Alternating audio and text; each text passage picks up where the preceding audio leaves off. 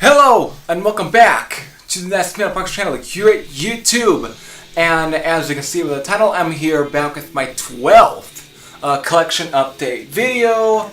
And some of this stuff I've already talked about in basically separate videos, so I'm not going to be talking about all of these, at least in a detail. But I have gotten some new stuff that I have yet to talk about, and some I just got really recently.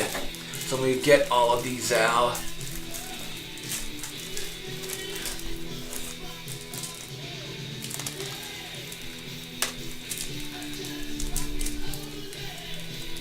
I guess I'll also go into what's playing in the background before going into the next, set, whatever. So basically, what's playing in the background is Swiss Connection from German metal band Mass. I have talked about Mass before, definitely in my top 30, I believe it was, best rock and metal albums of 1978. Of course, was their second album, Rock and Roll Power at 25th Hour. This, of course, is basically their second album in the 1980s. This would count as their fifth album, if I'm correct. Just definitely real good album. It definitely does have that new. Doesn't really have that German sound they expect with some of the later bands. That definitely were. I guess I can say the second wave of German metal, but it has more in line with the first wave of heavy metal stuff. But still, definitely does have that sort of new wave of British heavy metal sound, because our earlier albums before this was a bit more on the hard rock side, while this one definitely was more in line with what was going on in Britain. Definitely a good album. It was also produced by Martin Persson, who of course produced albums from Crocus, being Metal Rendezvous, and of course produced the Wild Dogs album from the Rods. So this does have that sound to it. Definitely just a really good album. Let me also show off here. It's in a digipack inside a little slip cover. There's the actual cover there.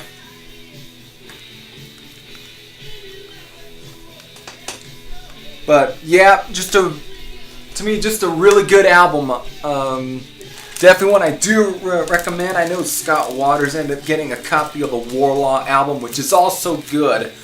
But this one's right now turned into one of my favorites from the band. Because at first, when I listened to it years ago, it didn't quite click with me as much. But now it's definitely become one of my favorites. It's just a killer album from start to finish. And of course, there's a bonus track called Firebird, which was supposed to be on their very first album, or what was supposed to have been, which was recorded before the Back to the Music album from 1977. But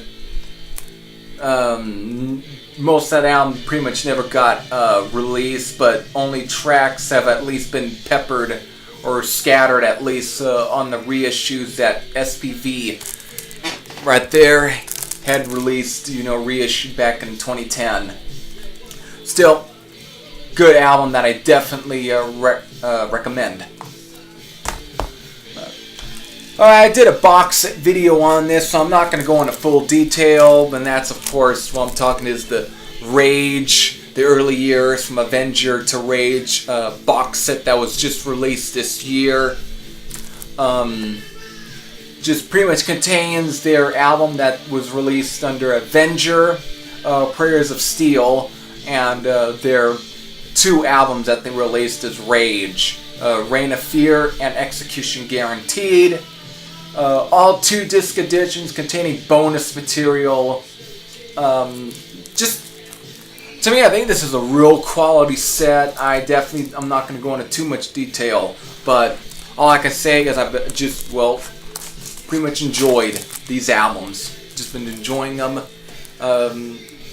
Reign of Fear is just killer, European speed power metal. Same goes for Execution Guaranteed.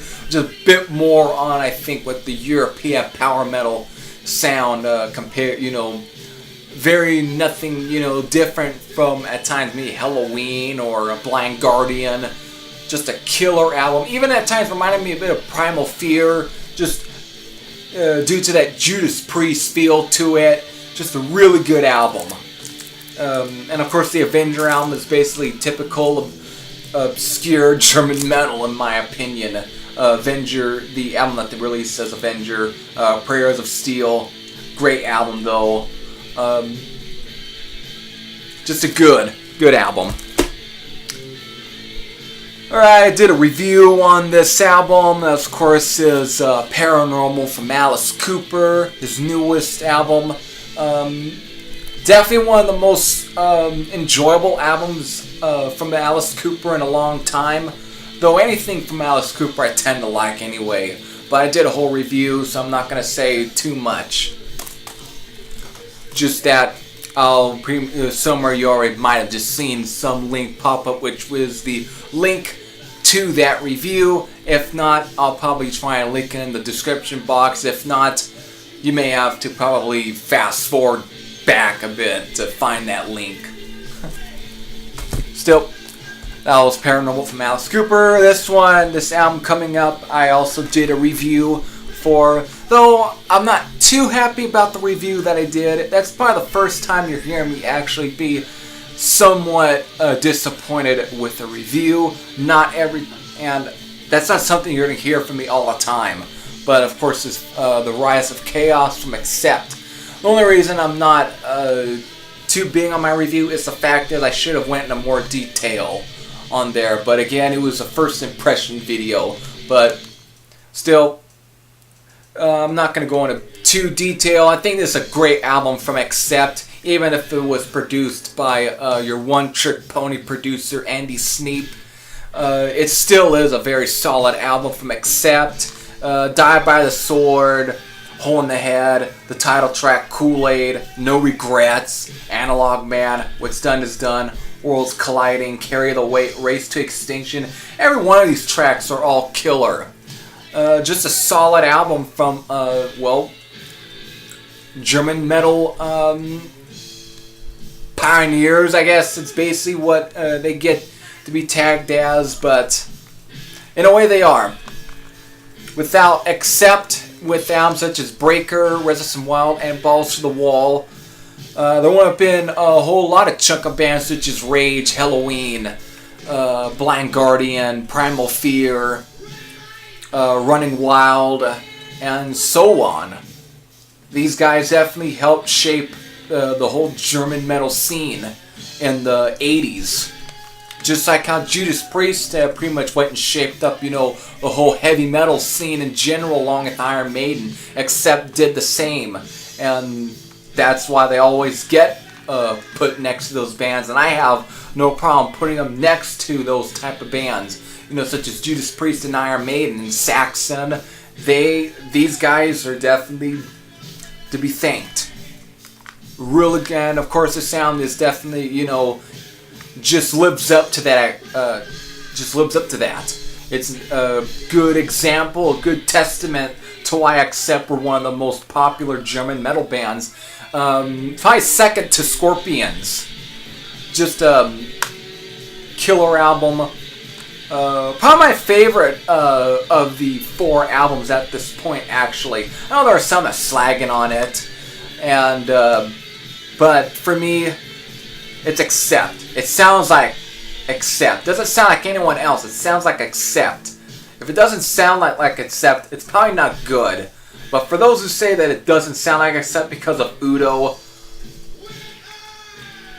though to be quite honest, I think Udo can really give a shit on whether or not Accept doesn't sound like Accept. So he's already doing fine with this solo stuff, so I really don't understand any of the gripes with it. It's like, I don't. I've stated all that in my review anyway, because I rant kind of bit in that video about the whole situation with what people want to hear from Accept about Udo. I ain't gonna go into just click on the link that I left somewhere here, whatever. And if you didn't see it, you can again fast forward backwards to find a link to my review of The Rise of Chaos. But if you don't, and if I don't put it in the description box, well, it's already listed with my new videos anyway. It's still going to be at the top. You ain't going to miss it. So, again, now it's finally to these two, which I just got recently, but I had these pre-ordered. Definitely, I purchased these on the same day that I will purchase the Rage box set. That's, of course, the new reissues from Noise Records. Of course, is Running Wild's Gates to Purgatory and Branded and Exiled. Albums that I was very much anticipating for. And again, I did the pledge music for these. I'm like completely satisfied. To me, when I couldn't click on the pre-order as fast as stuff, I completely was jumping for joy. Literally, I probably was doing cartwheels and everything, because I was like, holy shit. Noise Records are reissuing the albums from Running Wild. And the first two, of course, I purchased. I have purchased every other of the Running Wild albums, but I just basically went for the albums that definitely were favorites of mine from the start. Albums that got me into Running Wild. And that, of course, was this album right here, Gates to Purgatory, and Branded and Exiled. Albums that I never had in my collection, but always had on either burned CD or downloaded, and were always frequent players no matter what. So to finally have them on physical format is a complete blessing. So with these remasters from Noise, again, Noise Records, I have to say, they've been on a roll. They haven't really stopped. Ever since coming back, in 2015 and then to 2016, they've never really, stopped. Again, first, like a Creator, Voivod, Celtic Frost, or Celtic Frost, which way you want to pronounce them. It's like they've been on a roll, and then now with our Running Wild, it's Noise Records are pretty much back with a vengeance. Again, here, they only reissued at least the first 9 studio albums from Running Wild, which you can probably say 10, because I'll definitely get into why I say 10. Okay. So basically with these, they all added bonus material. Some albums are 2 discs and some albums are just single disc, but there's always bonus material here. So again, Gates of Purgatory has the first, 8 tracks, while the bonus tracks being, Chains and Leather and Adrian, both early versions that were taken from the Rock from Hell German Metal Attack compilation that Noise Records had released back in 1983. Really, it's surprising that they actually went and reissued these two songs outside of vinyl, because they've always stayed in the vinyl state. So I'm surprised that they went and actually dug up the masters for both, Chains and Leather and Adrian, the demo versions that did appear on the Rock from Hell German Metal Attack compilation. First time, as far as I know, that these 2 songs have been remastered. And they sound good. Well, it's time to get to why I say 10 albums now. Okay, so in a way, this is a little complaint, but not big of a complaint, but it is a bit of a complaint. On the back of here, it basically states that the Walpurgis Night, the Sign of Women's Fight, is the 12-inch single B-side version that appeared on the Victim of State Power EP, but yet it's not. It's the 1991 re-recording from the first years of Piracy. And basically also, it's not anything new, I guess, for this, because of, again, for these reissues, mostly for Gates of Purgatory, Branded Exile, and Under Jolly Roger. They basically chopped up the first years of Piracy album and basically made some of those tracks, at least that were, re-recorded at least from these certain albums, and put them on these albums anyways. So basically, due to having the 1991 re-recorded version of Walpurgis Night, even though it doesn't state it on the back, basically with that, with Soldiers of Hell, Prisoner of Our Time, and on here with Branded in Exile, Fight the Oppression, and Marching to Die, and the other 4 tracks that were selected to be re-recorded off the Under Jolly Roger album for the first years of Piracy, basically makes up the whole first years of Piracy album. So in a way, you get 10 albums when you purchase the reissues of these first 3 Running Wild albums. So it's bizarre, but I do have to ask, why couldn't Noise have at least also put the original version as well, besides having the 1991 re-recorded version of Walpurgis Night, but also add the original version as well that was appeared on the Victim of State Power EP. They're able to pretty much put all 3 different versions of Branded and Exiled on this one, basically from the original version, the 1991 version, and the 2003 version on this one, but they couldn't have at least put the 2 different versions of Walpurgis Night on Gates to Purgatory. You can fit almost every one of these. The disc basically clocks in at 67 or 63 minutes, whatever. It's adding another track, which not break the 80-minute mark. So I have no clue what's with that whole issue there. Anyway, that's a minor complaint, but just a minor complaint. Either way, I'm still happy. After that, you get the version, Satan. Then you get the songs from the death metal comp, Iron Heads, Bones to Ashes, which all sound excellent. And of course, then you got the re-recorded versions of Soldiers of Hell and Prisoner of Our Time, taken from the first years of Piracy album. Great, just overall, it's still a pretty good, reissue. Definitely quality, in my opinion, with the booklet containing a whole, run through from Rolf Kasperick. And then, of course, we get to this, Branded Exiled. First time this sound, as far as I know, has been remastered.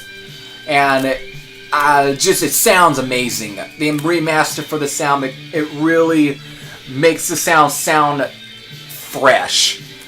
And then we get to the bonus track. Basically, you get the 3 re-recorded versions from the first years of Piracy. Basically, Branded Exile, Fight the Oppression, and Marching to Die. And of course, the 2003 re-recorded version of Branded Exile and Mordor. Still all remastered. Good remaster. That's all I can say. They still did a damn fine job with these, and I'll definitely be picking up the rest of the 7 reissues that Noise Records did for the Running Wild albums, because I really don't have any other Running Wild albums right now besides having, now these 2 albums being Gates to Purgatory and Branded and Exile. I can't stop talking about these 2. These were just real anticipated reissues for me when I found out, and I had to definitely pre-order them, and I did. I'm definitely happy. So, that's basically it for what I have right now.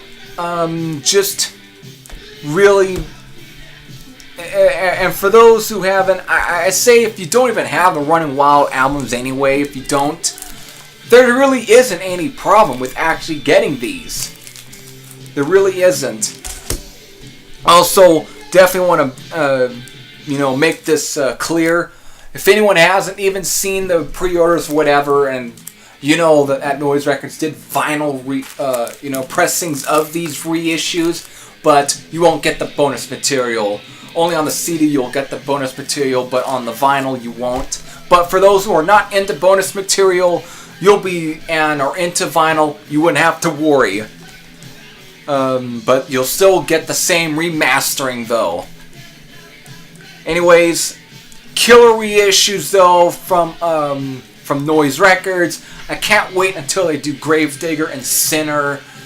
Those are definitely the other two bands I'm definitely waiting for, and I know they're going to be doing reissues for those two bands, since I really don't have anything from those bands but only burn material or whatever. But those are ones I'm definitely hoping for. So until then, this is Heavy Thrash Shed, basically saying, if you have heard any of these albums or have known about these reissues, especially right now, since being already newly released, these two reissues from Running Wild, or what you think of the reissues in general, definitely post your comments down below, your thoughts, whatever. Till then, I'll see you later with hopefully an album review, and I'm also definitely going to state that as far as the whole situation with my, anniversary, what is it that I did? A Q&A video. I'm definitely going to extend it because I haven't yet gotten a whole lot of other questions, whatever. Only got one question at least from Quality Malder. But for those who have yet to ask me a question, this is definitely still a chance because I'm extending it at least until maybe next or 2 weeks at least, until I get at least enough, or at least a satisfying amount of questions. So I'll definitely link you right now to that anniversary video, so you can definitely submit your questions on there. So when you do, I'll definitely will read them on my Q&A video, which will come in maybe 2 or 3 weeks at least. So you got time. So definitely go over to there. If you have yet to ask me a question, go over there and ask me your questions. So until then, I'll see you later.